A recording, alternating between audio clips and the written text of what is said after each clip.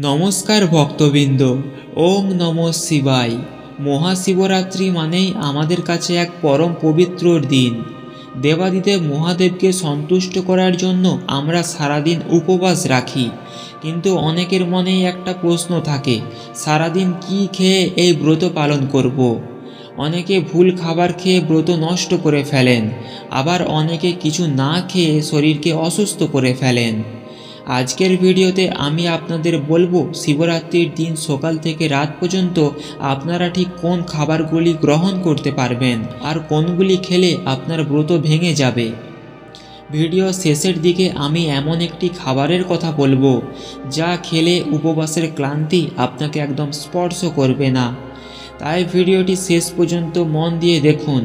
তার আগে আপনি যদি চ্যানেলে নতুন হয়ে থাকেন তাহলে অবশ্যই কমেন্টে হর হর মহাদেব লিখে চ্যানেলটি সাবস্ক্রাইব করে রাখুন, কারণ এই চ্যানেলে ঠাকুর দেবতা নিয়ে বিভিন্ন ধরনের ভিডিও বানানো হয়। বন্ধুরা, শিবরাত্রির দিন খাবারের তালিকার দিকে নজর দেওয়া খুব দরকার, কারণ আমরা যদি ভুল কিছু খেয়ে ফেলি তবে আমাদের মন এবং শরীর দুটোই পুজো থেকে বিচ্যুতি হয়ে যেতে পারে। শাস্ত্রে বলা হয়েছে, যেমন অন্ন তেমন মন, তাই শুদ্ধ এবং সাত্ত্বিক খাবারই আমাদের এই দিনের একমাত্র খাওয়া উচিত। অনেকে মনে করেন উপবাস মানেই শরীরকে কষ্ট দেওয়া, কিন্তু আসলে তা নয়। সঠিক খাবার খেয়ে মনকে শান্ত রেখে ভোলানাথের সেবা করাই হলো আসল ব্রত। এই দিনে কি কি খাবার খাওয়া চলবে সেগুলো জানার আগে জেনে নিন কি কি একদম খাবেন না। এই দিন ভুলেও বাড়িতে সাধারণ লবণ বা নুন মুখে দেবেন না। উপবাসের খাবারে যদি নুন ব্যবহার করতে হয় তবে শুধুমাত্র সেদ্ধ নুন ব্যবহার করবেন। এছাড়া পেঁয়াজ রসুন বা যে কোনো আমিষ জাতীয় খাবার তো আমাদের রান্নাঘর থেকে দূরে সরিয়ে রাখতে হবে। যারা বিড়ি বা সিগারেট খান তারা এই পবিত্র দিনে এগুলি থেকে দূরে থাকুন, না হলে ব্রতের কোনো ফলই আপনি পাবেন না। এমনকি চা বা কফির সাথে অনেকে দোকান থেকে কোনো বিস্কুট খান। মনে রাখবেন, বেশিরভাগ বিস্কুটে কিন্তু নুন বা ময়দা থাকে, যা উপবাসের সময় একদমই নিষিদ্ধ। শিবরাত্রির ভোরে স্নান সেরে পুজোর পর প্রথম যে খাবারটি মুখে দেবেন তা হলো ফল। কলা এই দিনের জন্য সব থেকে উপযুক্ত। কলা খেলে পেট অনেকক্ষণ ভরা থাকে এবং শরীরকে শক্তি দেয়। এছাড়া আপেল, আঙুর, শসা বা বেদানা খেতে পারেন, তবে চেষ্টা করবেন খুব বেশি টক ফল খালি পেটে না খেতে, কারণ তাতে পেটে গ্যাস হতে পারে। যদি পারেন তবে বাড়ি থেকে ফল ধুয়ে কেটে খান। বাজারের কাটা ফল বা ধুলোবালি লাগা ফল এই দিনে ব্যবহার করবেন না। উপবাসের সময় শরীরের জল শুকিয়ে গেলে ক্লান্তি আসে, তাই মাঝে মধ্যে জল পান করা খুব জরুরি। তবে সাধারণ জলের পাশাপাশি ডাবের জল এই দিনে আপনার শরীরকে সতেজ রাখতে দারুণ কাজ করবে। এছাড়া আপনি চাইলে মিচড়ির শরবত বা বেলের শরবত খেতে পারেন। যারা চা ছাড়া থাকতে পারেন না তারা লিকার চা বা দুধ চা খেতে পারেন, তবে তাতে যেন সাধারণ নুন না থাকে। আদা দিয়ে চা খেলে পেট পরিষ্কার থাকে এবং মন ভালো থাকে। শিবরাত্রির উপবাসে সবথেকে জনপ্রিয় খাবার হলো সাবুদানা। সাবুদানা আপনি নানাভাবে খেতে পারেন। অনেকেই সাবুদানার খিচুড়ি বানিয়ে খান। মনে রাখবেন, খিচুড়িতে হলুদ বা সাধারণ নুন দেবেন না, তার বদলে সেদ্ধ নুন এবং ঘি ব্যবহার করবেন। সাবুদানা দিয়ে পায়েসও বানানো যায়। সাবুদানার বড়া বা ভাজা এই দিনে বিকেলে জলখাবার হিসেবে খুব ভালো। এটি শরীরকে তৎক্ষণাৎ বল দেয় এবং খিদের জ্বালা মেটায়। মহাদেবের পুজোয় দুধের ভূমিকা যেমন বেশি, আপনার উপবাসের খাবারেও এর গুরুত্ব ঠিক ততটাই। দুধ বা দই এই দিনে আপনার প্রধান খাদ্য হতে পারে। যদি আপনার শরীর খুব বেশি গরম হয়ে যায় তবে এক বাটি টক দইয়ের সাথে একটু গুড় মিশিয়ে খেতে পারেন, এতে বুক জ্বালা কমবে। আবার ছানা বা পনিরও আপনি ঘি আর সেদ্ধ নুন দিয়ে হালকা করে ভেজে খেতে পারেন, তবে মনে রাখবেন পনির যেন বাড়িতে তৈরি হয় বা খুব শুদ্ধ জায়গা থেকে কেনা হয়।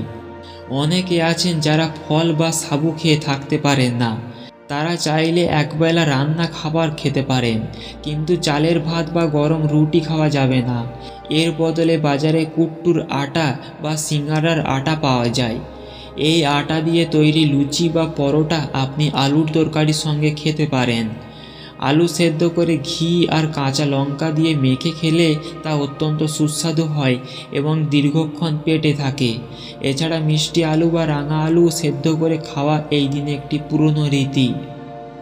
বিকেলের দিকে যখন একটু অল্প খিদে পায় তখন কাজু, কিশমিশ বা কাঠবাদাম খুব কাজে আসে। এগুলো মুড়মুড়ে করে ভাজা যায় না ঠিকই, কিন্তু অল্প ঘি দিয়ে নাড়াচাড়া করে মিশিয়ে খেলে বেশ ভালো লাগে। এছাড়া মাখনা বলে এক ধরনের খাবার পাওয়া যায়, যা ঘিয়ে ভেজে খেলে চিপসের মতো লাগে এবং এটা অত্যন্ত শুদ্ধ খাবার। এটি আপনার হাড়ের শক্তি বাড়ায় এবং উপবাসের ধকল সহ্য করতে সাহায্য করে। ভিডিও শুরুতেই বলেছিলাম একটি বিশেষ খাবারের কথা। উপবাসের সময় যখন খুব ক্লান্তি আসবে তখন সামান্য মিছরি বা মৌরি একসাথে চিবিয়ে খাবেন।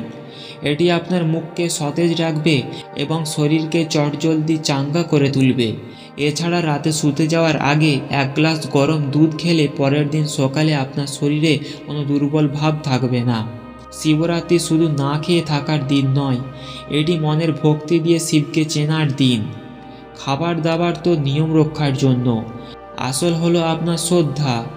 যে নিয়মগুলির কথা বললাম সেগুলি মেনে চললে আপনার শরীরও ঠিক থাকবে আর ব্রতেও সফল হবে। ভিডিওটি যদি ভালো লেগে থাকে এবং আপনার উপকারে আসে তবে লাইক দিতে ভুলবেন না। আপনার পরিচিতি যারা শিবরাত্রি ব্রত করছেন তাদের সাথে ভিডিওটি শেয়ার করুন। মহাদেব আপনাদের সকলের মঙ্গল করুক।